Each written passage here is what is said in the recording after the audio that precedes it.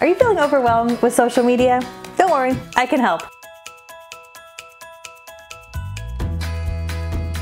Hey everybody, Katie Lance here, founder and CEO of Katie Lance Consulting, the Get Social Smart Academy, and author of the book, Get Social Smart. And it's episode 118 of the Get Social Smart show.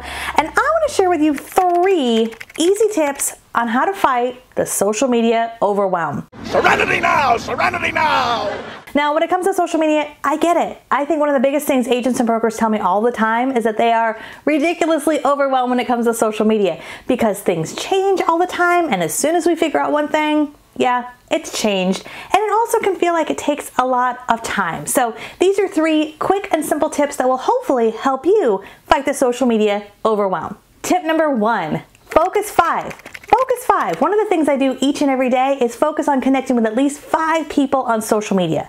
Why? Because it's really easy to hop on Facebook and then all of a sudden get like sucked into the social media vortex of like political posts and cat videos and what someone had for breakfast. And all of a sudden a half an hour or an hour goes by and you just feel like you wasted so much time.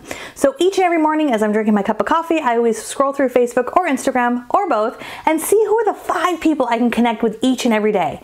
Now, don't just be a drive-by liker.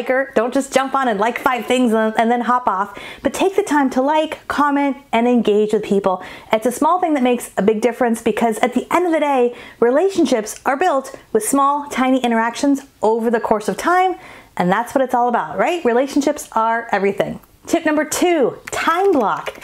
I don't know about you, but if it's not on my calendar, it usually doesn't happen. So we recommend when it comes to social media that you time block daily, weekly, and monthly.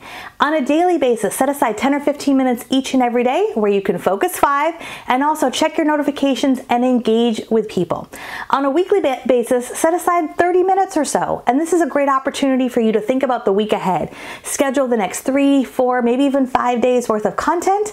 Why is this important? Because consistency with your content builds trust. And so thinking ahead, maybe you're going to have a Tip Tuesday or Monday Motivation or Wednesday Wisdom.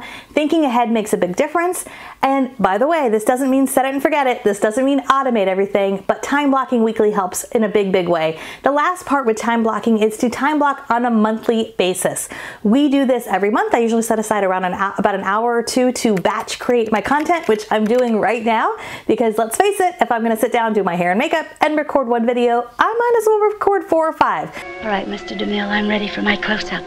So set aside an hour or 2 each and every month to batch create your content, especially if you're doing video content, but you can also do this with any of your graphics content that you're doing as well. And I want to give you a quick example of someone who I think is doing a really great job of that. So my good friend Carl Carter, he is the founder of the Beverly Carter Foundation. He's also one of our Masterminder attendees and he's part of our Academy family.